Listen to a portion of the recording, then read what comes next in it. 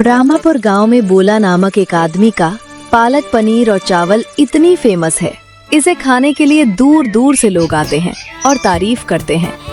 लेकिन पहले वो बहुत गरीब था और गांव में एक छोटे से चाय के स्टॉल पर चाय बेचा करता था।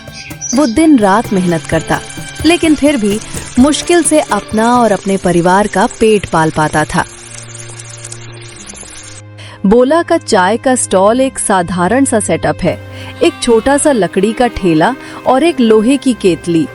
वो चाय को सच्चे प्यार से बनाता है, लेकिन ग्राहक बहुत कम आते हैं। बोला रोज अपनी चाय बेचता है और उम्मीद करता है कि आज शायद ज्यादा ग्राहक आएंगे, लेकिन हर दिन वही पुरानी कहानी होती है। बोला खुद से बात करता है, मैं कहाँ गलत कर रहा हूँ? मैं हर दिन सुबह उठता हूँ, अपना ठेला लगाता हूँ, चाय सच्चे प्यार से बनाता हूँ और फिर भी कोई नहीं आता। चाय तो अच्छी है, सब कहते हैं, फिर भी कोई क्यों नहीं रुकता? क्या ये हमेशा ऐसा ही रहेगा? शाम हो जाती है और बोला अपने घर जाता है। उसकी पत्नी कमला रात्रि का भोजन बना रही होती है। उनकी बेटी राधा फर्श पर बैठी होती है, अपने पिता का बेसब्री से इंतजार करती हुई। कमला मुस्कुराती है और बोला को बुलाती है। जी जल्दी आ जाइए, मैंने पालक पनीर और रोटी बनाई है। मुझे पता है कि पूरे दिन की मेहनत के बाद आप थके हुए होंगे। पालक पनीर? लेकिन कमला कैसे? हमारे पास तो बुनियादी खाने के लिए भी पैसे नहीं हैं। तुमने पालक पनीर कैसे बनाया? मैंने प्रिया मैडम के घर से कुछ बचे हुए पनीर लाए हैं, जहां मैं घर का काम करती हूँ।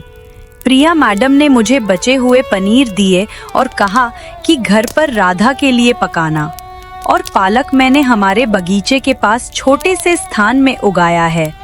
मुझे पता है कि तुम बहुत तनाव में हो और तुमने मेरे उगाए पालक को भी नहीं देखा। तुमने इसे खुद उगाया? तुम बहुत मेहनत कर रही हो। मुझसे गलती हो गई कमला। मैं आगे का रास्ता नहीं देख पा रहा हूँ। हम जैसे तैसे जी रहे हैं। मैं राधा को अच्छा जीवन कैसे दे पाऊंगा? चिंता मत करो बोला, हमारे पास एक दूसरे का साथ है और यही काफी है। हम इसे धीरे धीरे सुलझा लेंगे। अब चलो साथ में खाना खाते हैं। राधा तुम्हारे लिए इंतजार कर रही है। आज उसने मुझसे कहा कि वह अपने पिता के साथ खाना खाना चाहती है। वे सब साथ में खाते हैं। बोला एक पल के लिए शांति महसूस करता है। अगले दिन बोला फिर से अपने ठेले के साथ जाता है और एक ग्राहक उसके पास चाय पीने आता है। चाय पीने के बाद वो कहता है, बोला ये चाय तो कमाल की है, लेकिन तुम अपना ठेला यहाँ क्यों लगाते हो? ये जगह बहुत शांति वाली है और यहाँ से ज्यादा लोग नहीं गुजरते। क्या तुमने कभी किसी होटल के पास अपना ठेला लगाने का सोचा है? ज्यादा लोग तुम्हें देखेंगे और शायद तुम्हें ज्यादा ग्राहक मिलेंगे। शायद आप सही कह रहे हैं। मैं इस पर सोचूंगा। सलाह देने के लिए धन्यवाद। उस शाम बोला घर आता है और कमला से ग्राहक की सलाह के बारे में बात करता है। कमला, आज एक ग्राहक ने मुझे बताया कि मुझे अपना ठेला किसी होटल के पास लगाना चाहिए। उसने कहा कि इस तरीके से मुझे ज्यादा व्यापार मिल सकता है। यह अच्छा विचार है, लेकिन क्या तुम्हें लगता है कि वे तुम्हें अपने पास ठेला लगाने की अनुमति देंगे? मुझे नहीं पता। मुझे किसी से पूछना होगा। शायद रतन, उस बड़े होटल का मालिक। मुझे यकीन नहीं है, लेकिन मैं कोशिश करूंगा।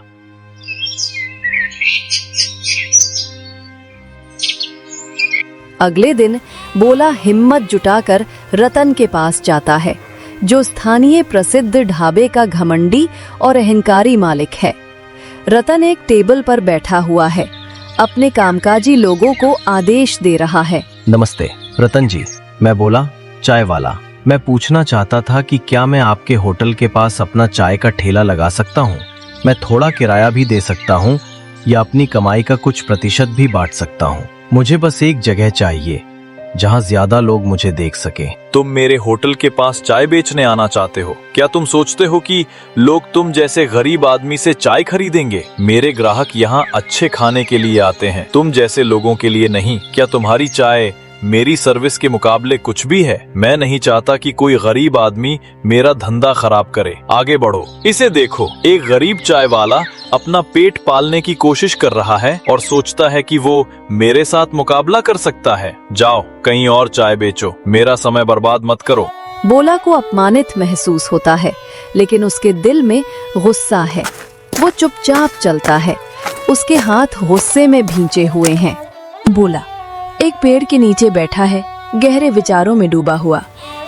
कमला थोड़ी देर बाद उसके पास आती है, उसकी निराशा को देखकर। बोला, क्या हुआ? तुम परेशान लग रहे हो। आज रतन ने मुझे अपमानित किया। सिर्फ मुझे नहीं कमला, उसने उन सभी गरीबों का अपमान किया जो मेहनत करते हैं और सम्मान से जीते हैं। उसने हमारे संघर्ष का मजाक उड़ाया। ये बहुत दर्द देता है कमला, लेकिन मैंने ठान लिया है। अब मैं अपना खुद का खाना का ठेला शुरू करूंगा, जहां मैं उच्च गुणवत्ता का खाना सस्ते दामों पर बेचूंगा। लोग देखेंगे कि एक गरीब आदमी जब मेहनत करता है तो क्या कर सकता है। तुम सही कह रहे हो। बोला, तुम यह कर सकते हो, मुझे तुम पर विश्वास है। अगले दिन बोला और कमला प्रिया मैडम के पास जाते हैं, जो कमला की नियोक्ता हैं और हमेशा दयालु और सहायक रही हैं। प्रिया माँ ध्यान से सुनती हैं, जबकि बोला अपना योजना समझाता है। प्रिया मैडम, मैं एक खाना का ठेला शुरू करना चाहता हूँ, पालक पनीर और चावल बेचने के लिए, लेकिन मेरे पास पर्याप्त पैसे नहीं हैं। क्या आप मुझे कुछ पैसे उधार दे सकती हैं ताकि मैं शुरू कर सकूं? मैं जल्द से जल्द आपको पैसे लौटा दूंगा। बिल्कुल बोला, मैंने देखा है कि तुम कितनी मेहनत करते हो और मुझे तुम पर विश्वास है। मैं तुम्हें पैसे दे दूंगी, बस मुझसे वादा करो कि तुम सफल होंगे।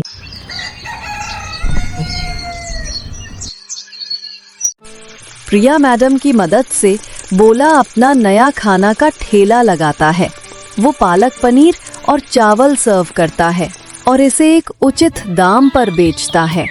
धीरे धीरे ग्राहक उसे नोटिस करना शुरू करते हैं और खाना ट्राई करते हैं। वाह, ये बहुत स्वादिष्ट है। इसका स्वाद ताजगी से भरपूर है और दाम भी बहुत उचित है। आपने इस तरह से खाना बनाना कहाँ सीखा? रामापुर में मैंने कभी इतना अच्छा पालक पनीर नहीं चखा। ये किसी भी होटल से बेहतर है जहां मैं गया हूं। धीरे धीरे खाने की गुणवत्ता के बारे में बातें फैलने लगीं। लोग आकर नया व्यंजन आजमाने लगे और पहले कुछ ग्राहक स्वाद से प्रभावित हुए। ये पालक पनीर तो अद्भुत है। मैंने रामापुर में ऐसा कुछ भी नहीं चखा। ये कितना का है? सिर्फ 20 रुपए में एक प्लेट करी और चावल। मैं इसे सभी के लिए सस्ता रखना चाहता था। ये तो शानदार है। तुम्हारा भविष्य बहुत अच्छा है। बोला, ऐसा ही जारी रखना। एक दिन बोला देखता है कि उसका नया खाना का ठेला अब ज्यादा लोकप्रिय हो रहा है। हालांकि रतन, जो एक घमंडी होटल मालिक है, इसे अपने व्यवसाय के लिए खतरा मानता है। वो बोला से सामना करने का निर्णय लेता है। तो अब तुमने खाना का ठेला खोल लिया है? अब क्या मेरे होटल से मुकाबला करने का इरादा है? क्या तुम सच में सोचते हो कि लोग सस्ते ठेले पर आएंगे जबकि वे मेरे होटल में खा सकते हैं? तुम तो बस एक गरीब आदमी हो। तुम्हारे पास कुछ भी करने का मौका नहीं है। अपनी सीमा में रहो। मैं किसी से मुकाबला करने की कोशिश नहीं कर रहा रतन। मैं बस लोगों के लिए कुछ अच्छा देने की कोशिश कर रहा हूं। ये पैसे की बात नहीं है, ये मूल्य देने की बात है। तुम देखोगे, मेहनत खुद ही अपनी बात कहती है। बोला, रतन के शब्दों को अपने ऊपर असर मत होने देना। तुम कुछ अच्छा कर रहे हो। हम दोनों ने साथ में बहुत कुछ झेला है। हम हमेशा एक दूसरे के साथ रहे हैं और यही सबसे जरूरी बात है। बोला अपनी पत्नी कमला को देखकर मुस्कुराता है। उसके समर्थन की ताकत महसूस करता है।